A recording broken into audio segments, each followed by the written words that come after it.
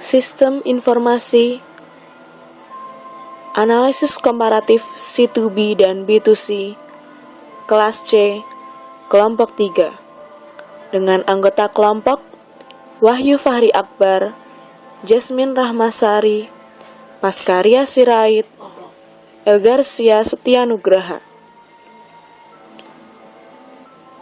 Pertama-tama saya akan menjelaskan tentang abstrak.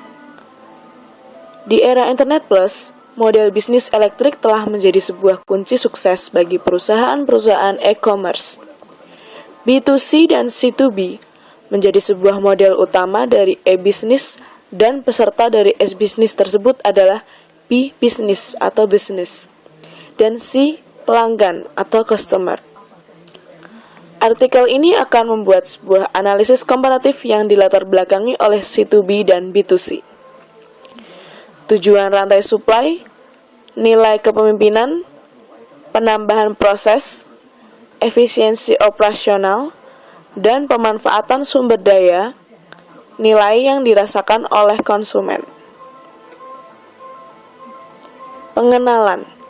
Model bisnis elektrik didasarkan pada teknologi tertentu, yaitu proses bisnis perusahaan dan keuntungan dalam sebuah lingkungan jaringan. Model B2C saat ini sudah menciptakan banyak bisnis elektrik, di antaranya Yahoo, eBay, Amazon, dan sebagainya. Pada waktu yang sama, dikarenakan kebutuhan pribadi pelanggan, model C2B bisnis elektrik telah menjadi titik pertumbuhan yang baru oleh banyak perusahaan.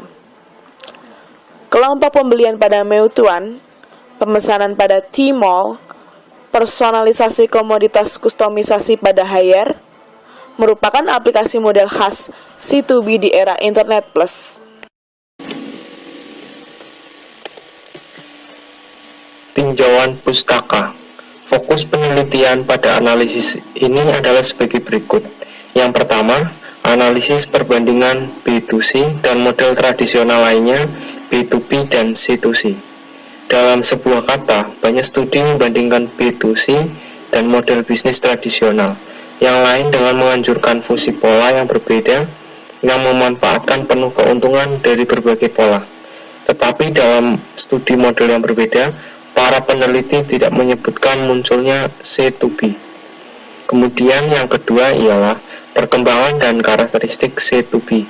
Dalam sebuah kata, studi yang sudah dijelaskan di atas menguraikan konsep, karakteristik, sifat model C2B menyatakan dominasi konsumen. Singkatnya, saat ini sebagian besar penelitian B2C dan model C2B terisolasi dan menggabungkan keduanya untuk dibandingkan dan dianalisis. Sebagai aplikasi C2B lebih luas di mana banyak perusahaan e-bisnis yang menggunakan model C2B secara bertahap dan juga menggunakan model B2C asli.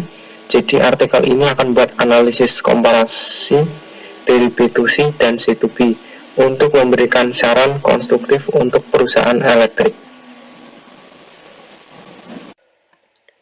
Selanjutnya metode.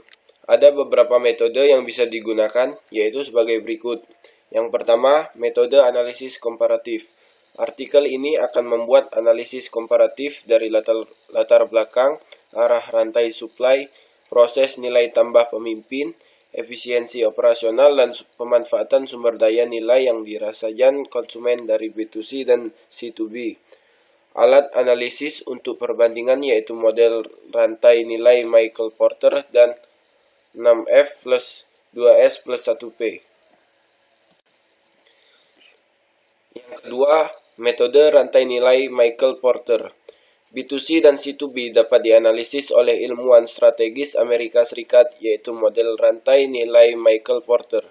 Porter membuat aktivitas nilai tambah baik di dalam dan di luar perusahaan yang dibagi menjadi 5 aktivitas dara dan 4 aktivitas pendukung. Menggunakan model rantai nilai Porter, proses nilai tambah dari C2B dan B2C akan dianalisis. Ini adalah gambar model rantai Michael Porter. Semua aktivitas yang terjadi di gambar model ini bertujuan untuk membentuk margin. yaitu selisih antara total value dan harga yang dikeluarkan dalam melaksanakan semua aktivitas nilai tersebut.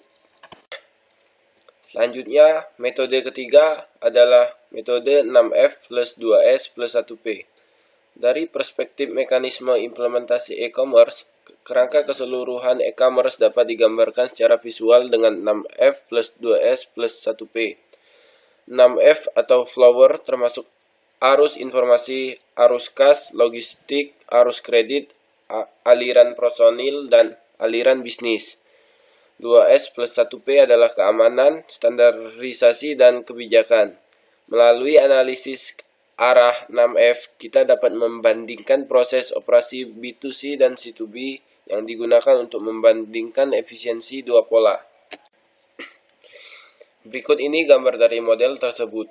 Semua aspek yang ada bertujuan untuk kelangsungan bisnis, serta membandingkan efisiensi dua pola. Berikut adalah hasil diskusi dari kelompok 3 mengenai analisis komparatif C2B dan B2C.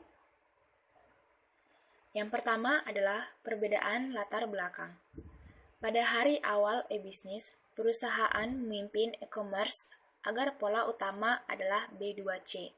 B2C atau Business to Consumer didominasi oleh perusahaan dan konsumen pada akhir rantai supply.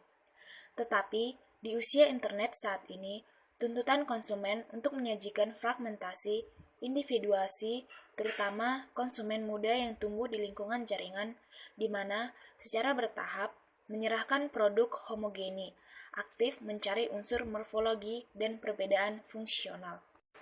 Yang kedua, perbedaan konsep pemasaran. Model bisnis elektrik B2C didasarkan pada konsep pemasaran 4P, yaitu product, price, promotion, place, yang dikemukakan oleh E. Jerome McCarthy. Inti dari kegiatan pemasaran adalah perumusan dan pelaksanaan keefektifan pencampuran pemasaran perusahaan sehingga perusahaan menjadi pusatnya. Model bisnis elektrik C2B didasarkan ada teori pemasaran 4C, yaitu Consumer, Cost, Convenience, Communication, yang dikemukakan oleh Robert Lauterbom di Amerika Serikat. Hal ini menekankan bahwa perusahaan harus memberikan prioritas utama untuk kepuasan pelanggan. Dalam konteks ini, model e-bisnis C2B berkembang secara bertahap. Yang ketiga adalah perbedaan nilai arah rantai. Perbedaan nilai arah rantai dibagi menjadi dua bagian. Yang pertama, usaha adalah nilai tengah dari rantai nilai pada B2C. Rantai nilai B2C adalah dorongan strategi di mana perusahaan menjadi yang dominan. Sponsor dari rantai nilai adalah perusahaan. Berikut adalah gambar dari rantai nilai dari sebuah perusahaan.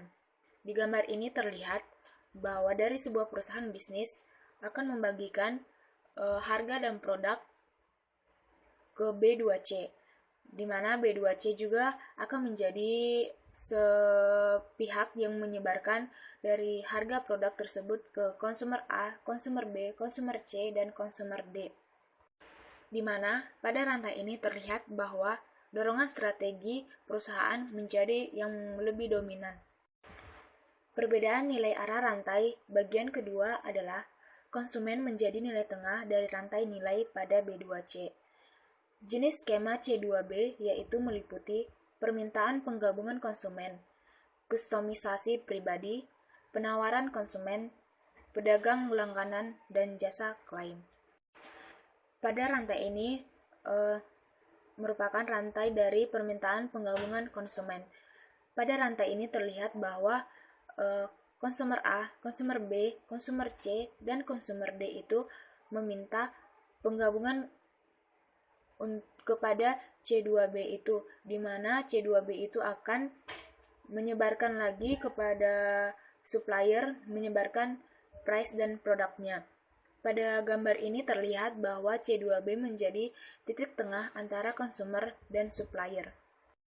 Rantai 5 merupakan rantai dari penawaran konsumen. Pada rantai ini terlihat bahwa konsumer akan menawarkan harga dari produknya kepada C2B melalui personal agent dari C2B sendiri, di mana C2B tersebut akan menawarkan lagi kepada supplier A, supplier B, supplier C, dan supplier D.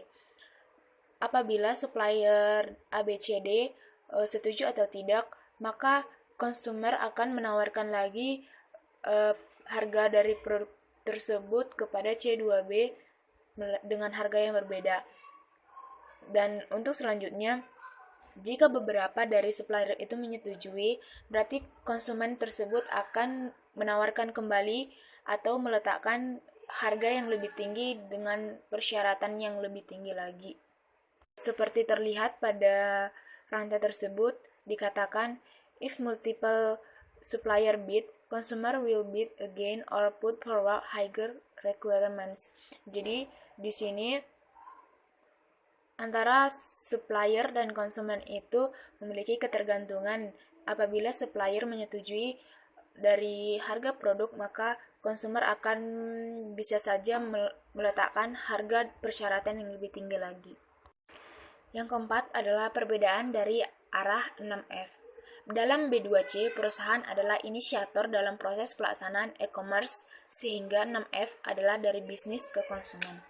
Dalam B2C, perusahaan adalah inisiator dalam proses pelaksanaan e-commerce, sehingga 6F adalah dari bisnis ke konsumen.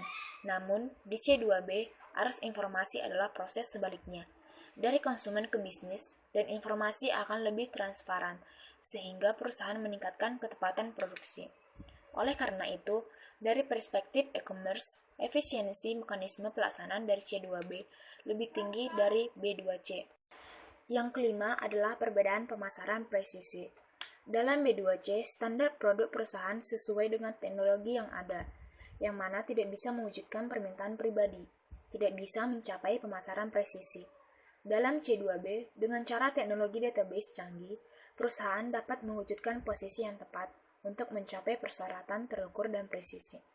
Usaha mengumpulkan pesanan pelanggan, membangkitkan antusiasme pengguna untuk berpartisipasi dalam desain produksi, dan efektif mengelola hulu dan hilir dari rantai pasokan, menyadari pemasaran presisi. Untuk penyelesaiannya, efisiensi analisis C2B lebih tinggi dari B2C.